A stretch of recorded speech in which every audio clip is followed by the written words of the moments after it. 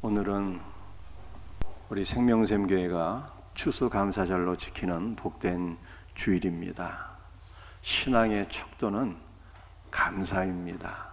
지금까지 주께서 베풀어 주신 모든 은혜를 기억하며 감사할 수 있는 우리 성도들이 되시기를 바랍니다. 흔히 원하는 물의 색이고 은혜는 신비의 색이라는 말씀이 있어요. 잊어버릴 것은 빨리 잊어버려야 돼. 잊어버리는 것도 은혜입니다. 그러나 우리가 기억할 것이 있죠. 오늘 말씀의 제목이 기억하고 감사라예요. 기억할 것은 우리의 신비의 색이고 우리 주님의 은혜를 기억하며 하나님 앞에 감사하는 성도들이 되셔야 합니다. 이와 같은 은혜가 있기를 주의 이름으로 축복합니다.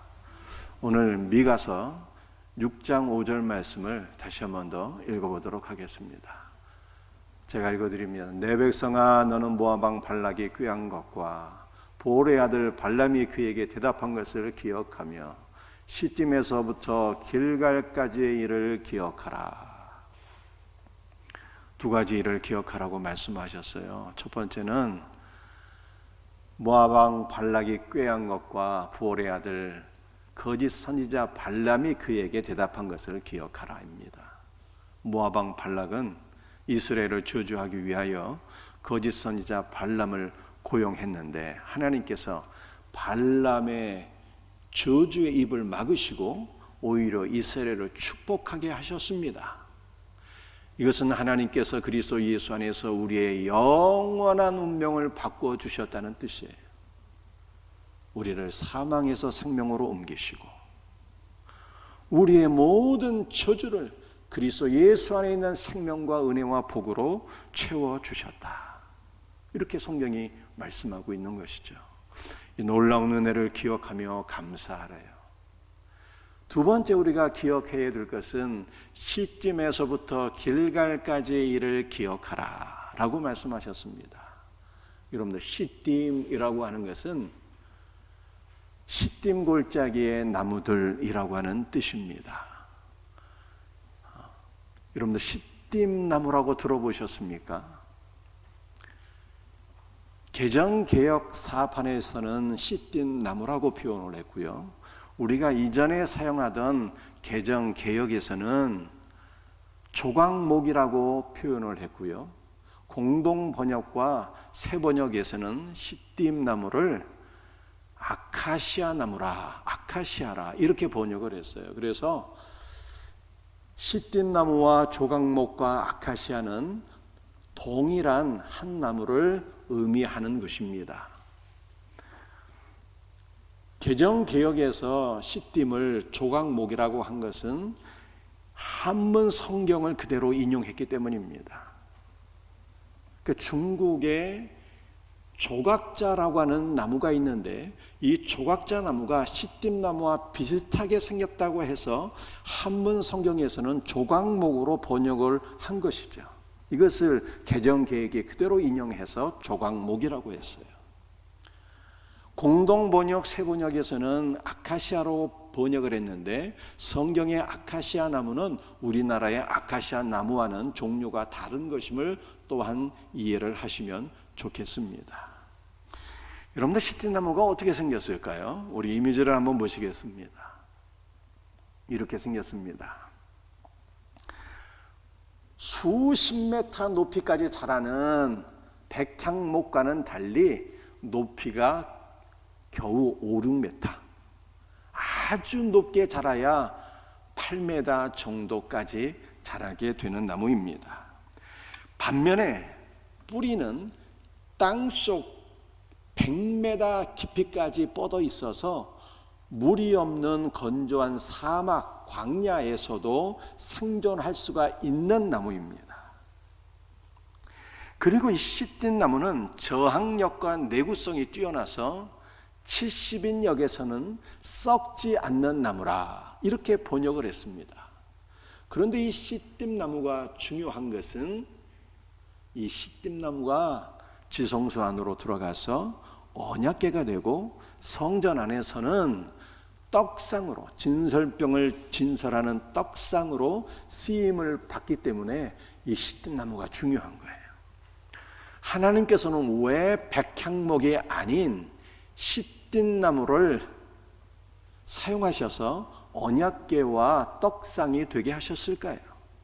이것은 하나님께서 비천한 자를 들어 사용하시는 하나님의 크고 놀라운 은혜를 보여주시기 위함입니다.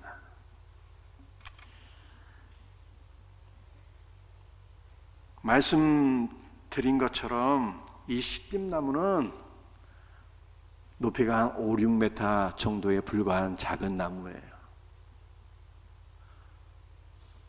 껍질도 몹시 두텁고 거친 그러한 나무입니다.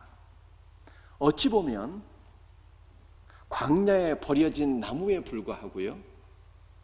아마도 평범한 목수라면은 가구를 제작하기 위해서 전혀 사용하지 않을 그러한 나무인 것입니다.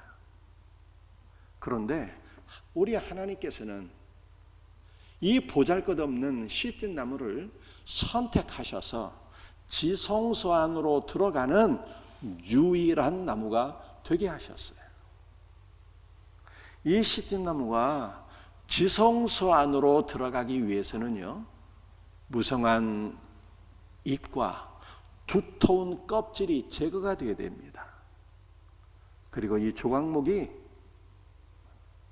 잘라져서 널판지가 되어야 돼요.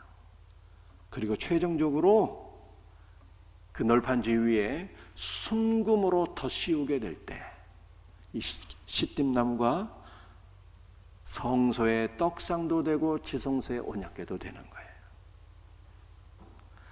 여러분들 이 보잘것없는 이게 비뚤비뚤하죠. 광야의 이 모래바람에 의해서 비뚤비뚤하고 작고 볼품없는 나무, 이 초라한 시뜸나무는요 바로 우리 성도들을 가리키는 거예요. 그런데 하나님께서 우리를 지성소 안으로 들어가서 가장 존귀한 언약궤, 예수 그리스도를 모시는 언약궤가 되게 하세요. 이 시뜸나무가 언약궤가 되기 위해서는요, 잎사귀와 두터운 껍질이 제거가 되어야 됩니다. 그 잎사귀는 우리가 자랑하는 많은 세상적인 자랑거리들이에요. 우리의 신분과 명예와 부와 학력과 이러한 것들, 사람들에게 자랑하고 내세울 만한 이런 여러 가지 요소들, 이런 것들이 제거가 되어야 되는 거예요. 껍질은요, 죄악으로 물든 우리의 완악하고 교만하고 강팍한 마음을 가리키는 것입니다. 이런 것들이 다 벗겨져야 돼요. 어떻게 벗겨질 수가 있을까요? 이 시뜸나무는 높이는 몇 메다 안 되지만 뿌리가 땅속 100m까지 뻗어 있어서 땅속으로부터 물줄기를 빨아올리고 광야에서도 생존할 수가 있어요. 또 우리는 믿음의 뿌리를, 예수 그리스도 안에 뿌리를 내려서 주 예수께서 공급해 주시는 생수를 마셔야 돼요. 주님이 주시는 생수를 마시게 될 때 참 만족을 얻어서 세상의 것들에 연연하지 않아요. 세상의 모든 부와 명예와 사회적 신분, 이러한 것들을 내세우지 않고 자랑하지 않고 다 내려놓게 됩니다. 주님이 주시는 생수를, 은혜의 샘물을 마시게 될 때 우리의 강팍하고 완고하고 교만한 마음들이 막 부들부들해져요. 부들부들해져요. 온유한 마음이 됩니다. 그리스도의 생수를 마실 수 있는 성도들이 되시기를 주의 이름으로 축복합니다. 여러분들, 이 나무는 위대한 목수가 되시는 예수 그리스도에 의해서 잘라져야 돼요. 잘라져야 돼요. 이 나무가 잘라져서 널판지가 되는 것은 우리가 그리스도 예수와 함께 죽고 그리스도 예수의 생명으로 새 존재로 거듭나게 된다는 것을 보여주는 것입니다. 그리고 정금으로 덧입혀져야 되잖아요. 정금과 같은 믿음의 사람이 돼야 돼요.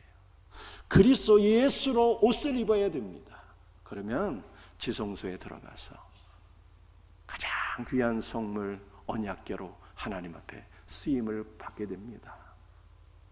이 놀라운 은혜가 우리에게 있기를 주의 이름으로 축복합니다. 여러분들, 길갈은 무엇일까요? 길갈은 애굽의 모든 수치가 굴러간다는 뜻이잖아요. 근데 이 길갈이 헬라어로는 골고다의 골고다.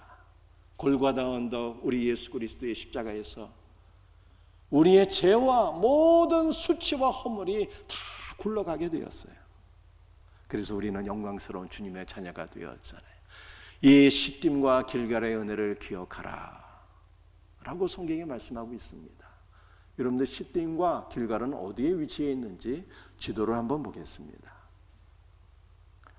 이스라엘 백성들이 출애굽을 하게 되었습니다. 광야 40년 동안 여행을 하게 되었어요.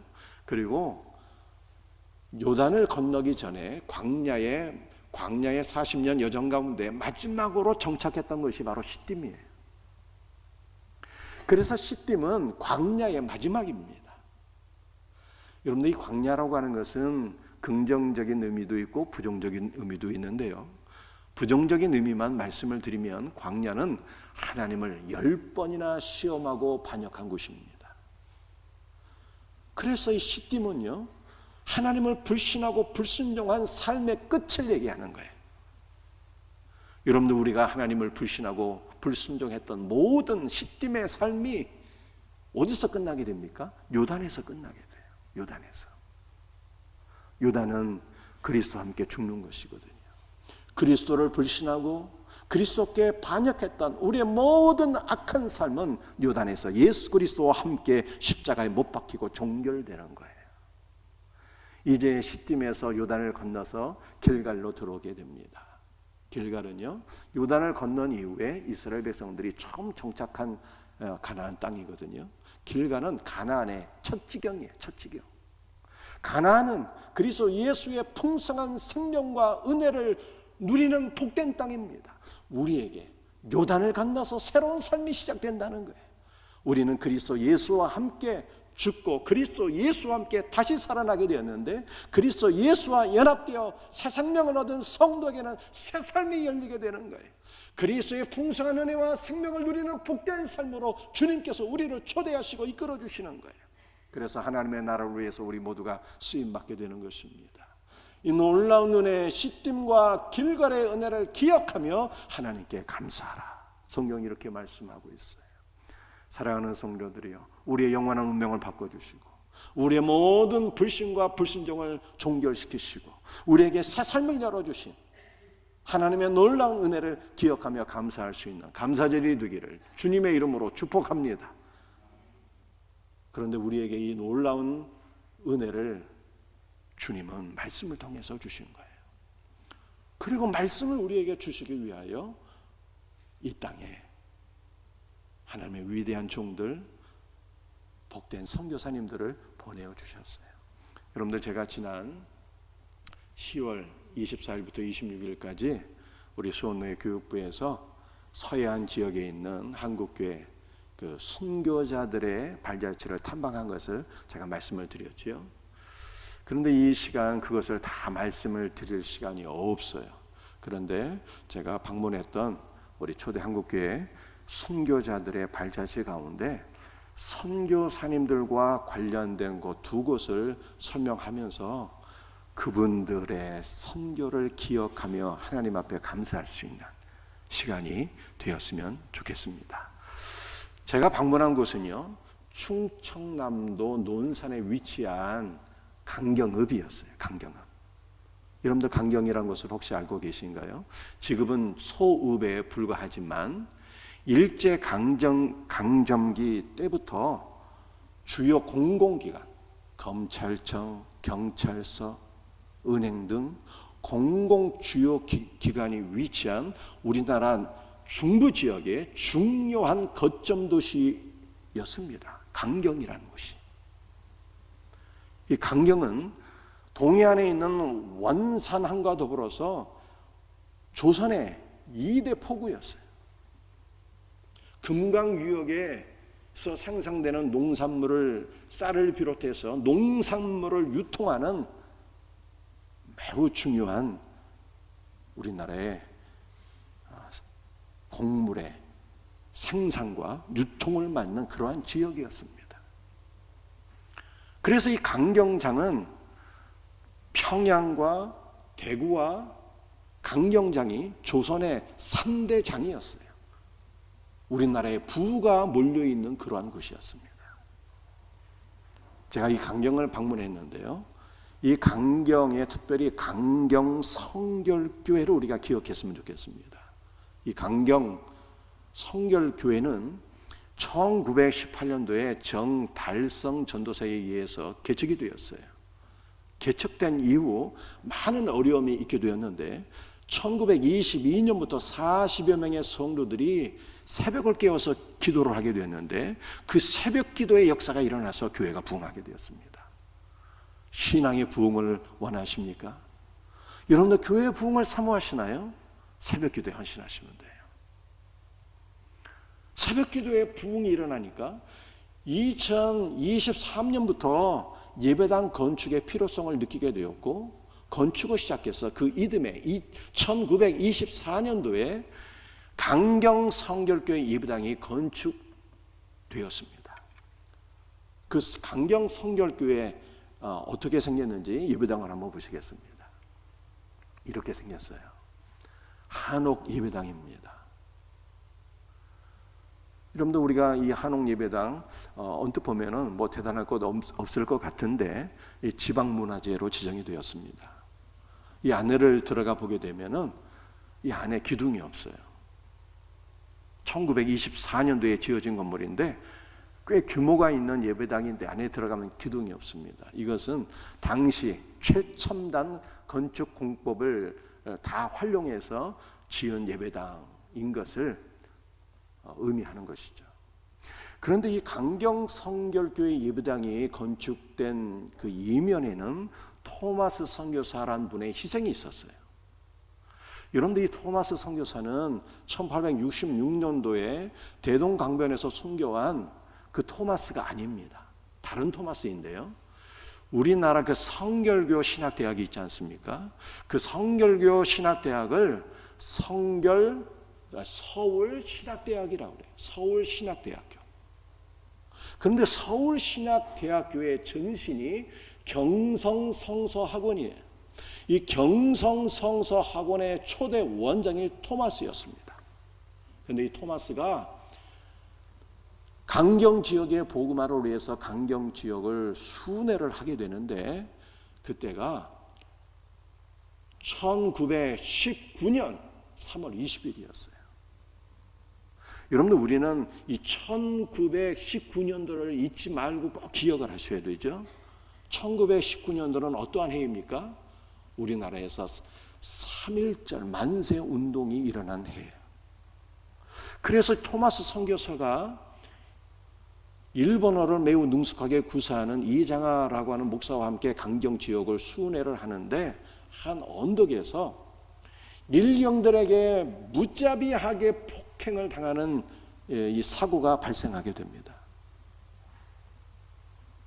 3월 20일 날 강경의 한 지역에서 5명의 젊은이들이 만세를 부르면서 이 토마스 일행에게 다가오는데 그 광경을 일본 경찰들이 보게 됩니다. 그때의 만세는 3.1절 그 만세의 연장이었어요. 만세하면서 오는데 몇몇의 젊은이들이 토마스 일행을 스쳐 지나가는 거예요. 그리고 그 모습을 일경들이 바라보게 되는데 이 토마스 일행을 그 만세 운동을 하는 조선인들과 한파라고 생각해서 일경들이 무자비하게 폭행을 가하는 것이죠. 전신을 구태하게 됩니다. 그래서 이 토마스가 자신의 신분증을 보여주고 여행 증명서까지 보여주었지만 통하지를 않았어요. 일경들이 구타하는 것을 보고 다른 일본 사람들도 거기에 가담하게 되는데 큰 강목으로 토마스의 머리를 내리쳐서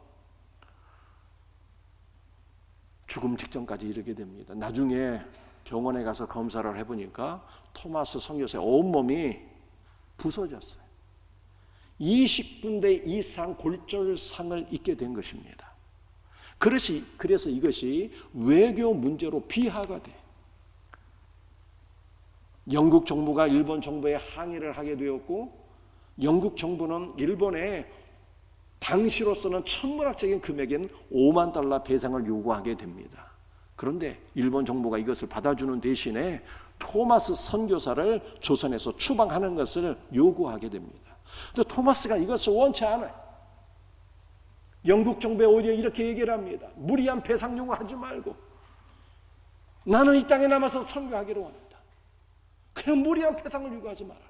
그런데 영국 정부가 그것을 받아들이지 않게 됩니다. 그래서 하는 수 없이 두 딸이 있는 미국으로 가게 되는데 미국에 가서 곧 순교하게 돼요. 왜냐하면 그때 받은 골절상으로 너무 많이 맞아서 곧 죽게 돼요. 그런데 그때 받은 배상금의 일부가 강경 성결교회의 건축기금으로 활용이 되어서 예배당이 건축되는 것입니다.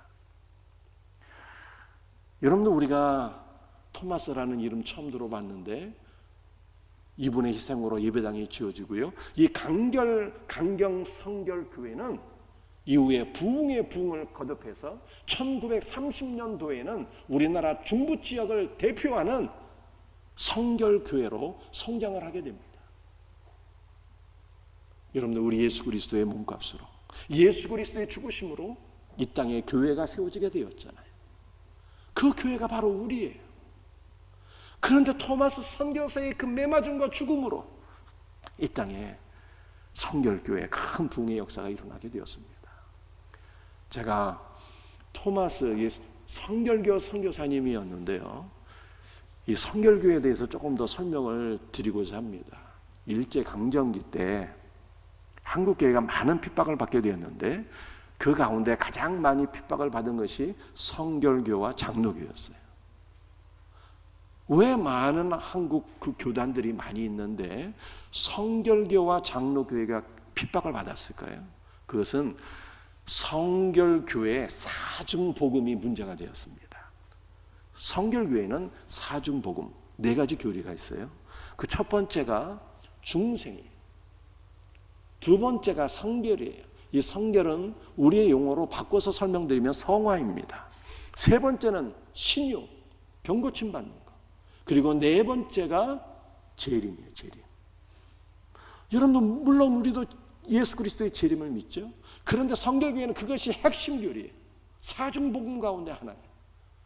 그런데 일본이 문제시한 것은 바로 이 재림이었습니다. 왜 재림이 일본이 볼 때 문제가 되는 교리였을까요? 재림주 예수 그리스도는 어떠한 분입니까? 재림주 예수 그리스도는요, 만왕의 왕이요 만주의 주가 되시는 거예요. 여러분들, 일본의 왕을 천왕이라고 하는데 예수님은 어떤 분입니까? 만왕의 왕이 되시니까 일본 천왕의 왕이 되신다는 뜻이에요. 아니, 천왕이 최고의 신인데 천왕 위에 더 높은 왕이 있다고, 만왕의 왕이 있다고, 그분이 천왕의 왕이라고, 굉장히 문제가 되는 교리이죠. 그래서 성결교회가 핍박을 받았어요. 강경에서 순교한 토마스도 성결교회 선교사였습니다. 여러분들, 일제강점기 때는 성경을 마음대로 읽지를 못했어요. 그 가운데서 특별히 2권의 책을 읽지 못했습니다. 성경은 66권으로 구성되어 있는데요, 이 66권 가운데 출애굽기와 요한계시록은 금서 가운데 금서였습니다. 왜 그랬을까요? 출애굽기의 내용이 무엇입니까? 애굽이 심판을 받아서 이스라엘이 회복되고 나라를 이룬다는 거예요. 이것은 일본이 장차 심판을 받아서 조선이 회복된다고 하는 그러한 소망을 주는 말씀이었기 때문에 이 출애굽기를 읽는 것을 금지한 것입니다. 요한계시록은 왜 금지했을까요? 요한계시록의 내용은 세상 역사는 종말을 구하고 새하늘과 새 땅이 온다는 것이잖아요. 그럼 일본의 역사는, 제국의 역사는 끝이 오고 새하늘과 새 땅, 영원하신 하나님의 나라가 도래한다고 하는 소망을 주고 저항심을 주기 때문에 이 계시록이 있는 것을 금지했어요. 사랑하는 성도들이요, 오늘 우리는 마음껏 성경을 읽을 수 있는 시대 가운데 살고 있습니다. 그러므로 우리가 얼마나 성경을 사랑하고 열심히 읽어야 되는 것입니까? 열심히 구약과 신약을 읽으며 먹으며 살 수 있는 은혜가 있기를 주님의 이름으로 축복합니다. 여러분들, 장로교는 왜 핍박을 받았을까요? 장로교는 가장 큰 교단임과 동시에 신사참배를 거부했기 때문입니다.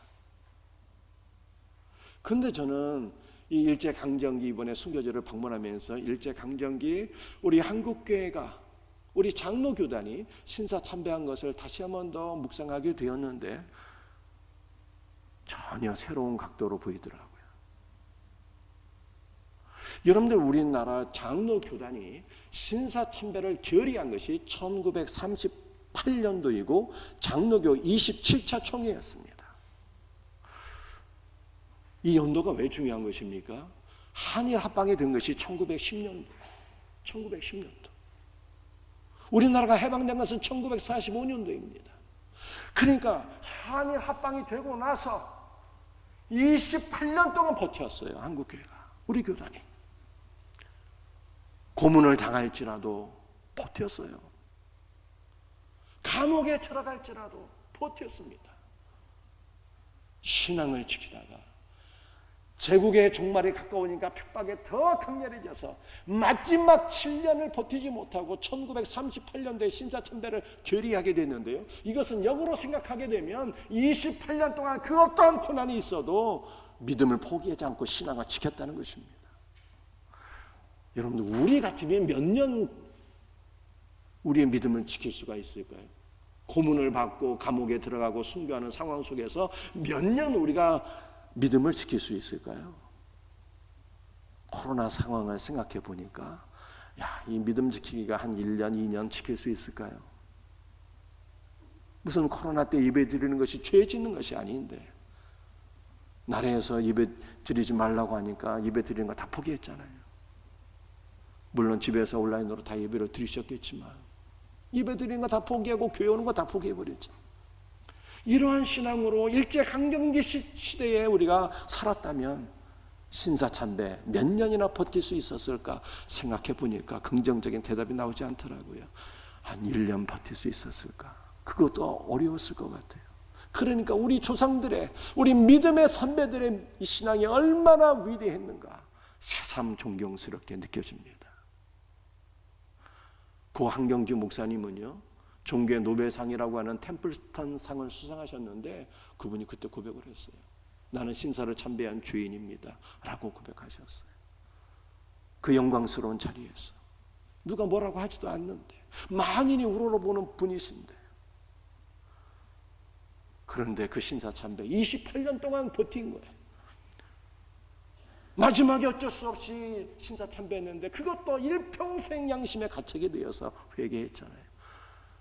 정말 위대한 믿음의 조상들을 우리에게 주신 하나님의 은혜를 우리가 기억해야 돼요. 토마스 선교사를 기억하시고 우리 믿음의 위대한 조상들을 기억하면서 이 신앙 이어받아 하나님께 영광 돌릴 수 있는 우리 성도들이 되시기를 주의 이름으로 축복합니다. 여러분들 우리 한 군데 더 생각해보아야 될 것은 여수 애양원이에요. 이 애양원에 대해서 제가 지난주에 설명을 드렸습니다. 손양원 목사님 목회하셨잖아요. 그런데 손양원 목사님은 여수 애양원을 설립하신 분이 아닙니다. 여수 애양원은 사랑으로 목양하는 동산이다, 이런 뜻이에요. 그 애양원은 교회와 나환자들을 치료하는 병원으로 이렇게 두 가지로 구성되어 있어요. 손양원 목사님은 애양원 교회를 목양하신 목회자였지 설립자는 아니었습니다. 여러분들 여수 애양원은 어떻게 설립이 되었을까요? 이것은 한번 포사이드 선교사님 이미지를 한번 보십시다. 이분의 영향을 받고 여수 애양원이 설립이 되었어요. 포사이드라는 이름을 여러분들이 잘 모르시겠지만은 전주에 가면 예수병원이라고 있는데요. 여러분들이 알고 계십니까? 예수병원의 원장으로 내한하신 분입니다. 의로 선교사예요.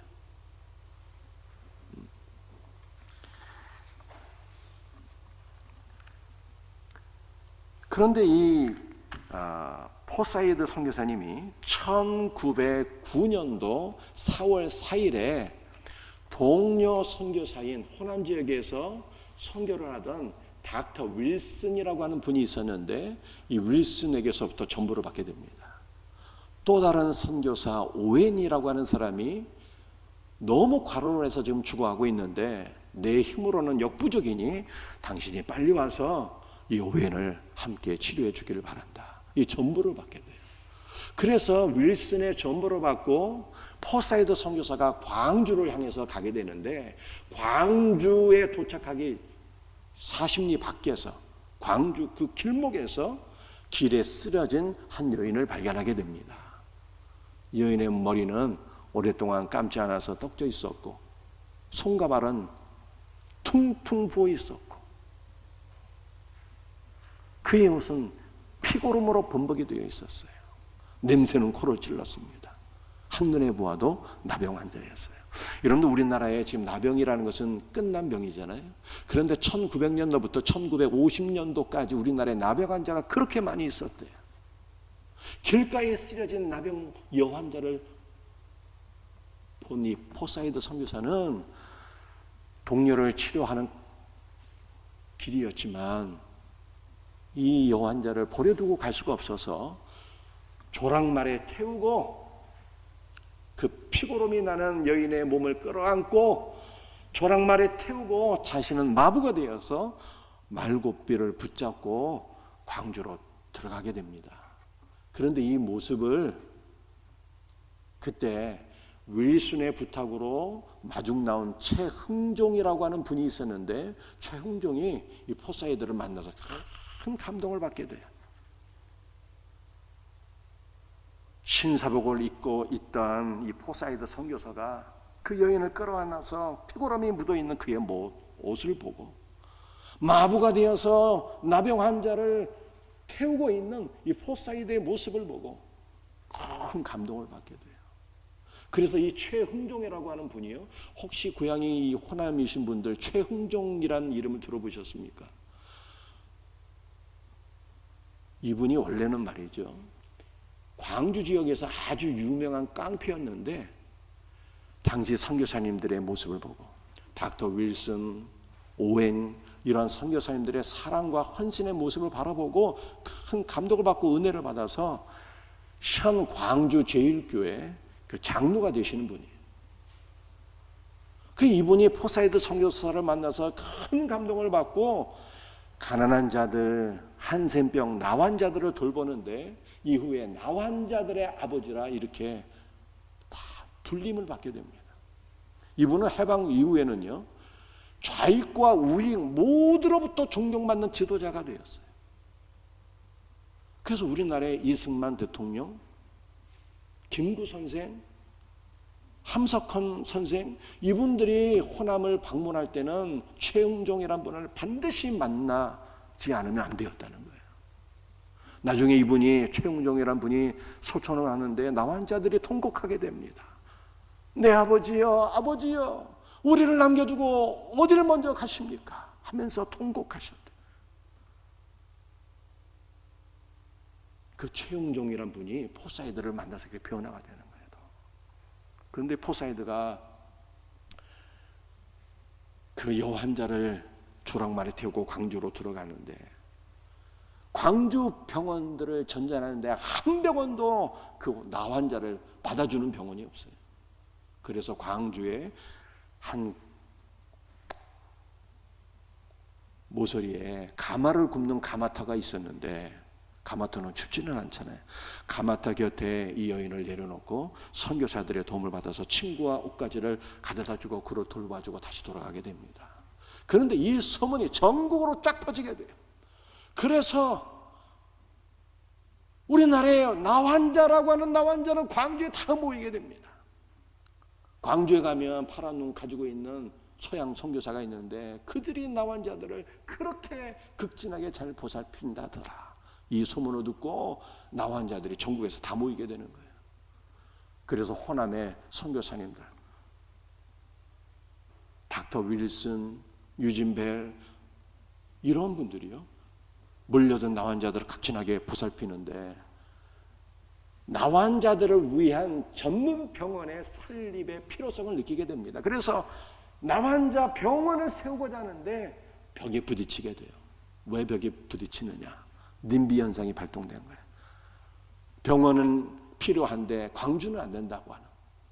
그래서 광주에 봉선리라고 하는 곳이 있는데 이 봉선리에 나환자들을 위한 수용소와 병원을 짓게 됩니다. 그런데 이것도 나중에 더 많은 환자들이 몰려들고 또 봉선리의 주민들이 들고 일어나니까 여수 율촌면으로 옮겨서 지금의 애양원이 세워지게 되는 거예요. 여러분들 당시에 나환자들이 광주에 얼마나 많이 있었는지 한번 이미지를 한번 보실까요? 이게 나환자들의 움막이에요, 움막. 이렇게 전국에서 나환자들이 다 몰려들어서 집단 촌락을 형성하고 살았는데 이 선교사님들의 헌신을 통해서 초기 애양원이 세워지게 되는 거예요. 그야말로 지옥에서 천국으로 바뀌어지게 되는 것입니다.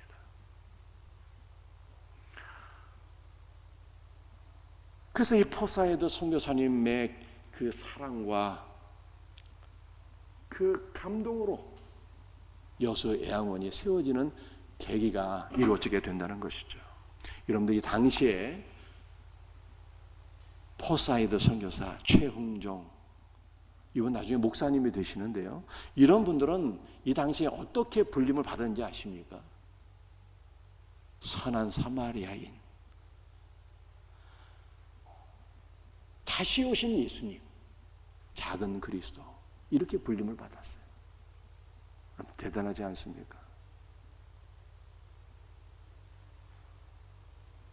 여러분들 우리도 세상에 의해서 참 그리스도인으로 불림받아야 돼요. 그리스도를 닮은 자들이다. 참 그리스도인, 선한 사마리아인, 작은 예수 그리스도로 그렇게 불림을 받아야 돼요. 어떻게 이렇게 불림을 받을 수가 있을까요? 그리스도의 사랑을 받은 우리가 그 사랑을 베풀어야 되는 거예요. 사랑을 우리 주변에 있는 연약한 자들을 보살피며 사랑하고 우리도 작은 선교사가 되어서 복음을 증거해야 돼. 우리도 작은 예수라 그렇게 불림을 받게 되는 거예요. 이와 같은 은혜가 있기를 주님의 이름으로 축복합니다. 여러분들 말씀을 마치겠습니다. 기억하십시다. 우리 하나님의 사랑을 기억하십시다. 이 땅에 복음을 증거하다가 순교하신 선교사님들, 우리 믿음의 위대한 조상들을 기억하십시다. 그분들을 본받고 우리가 그리스도의 사랑을 베풀며 살 수 있는, 또 하나님 앞에 감사하며 살 수 있는 복된 은혜가 우리 모두에게 있기를 주 예수의 이름으로 축복합니다.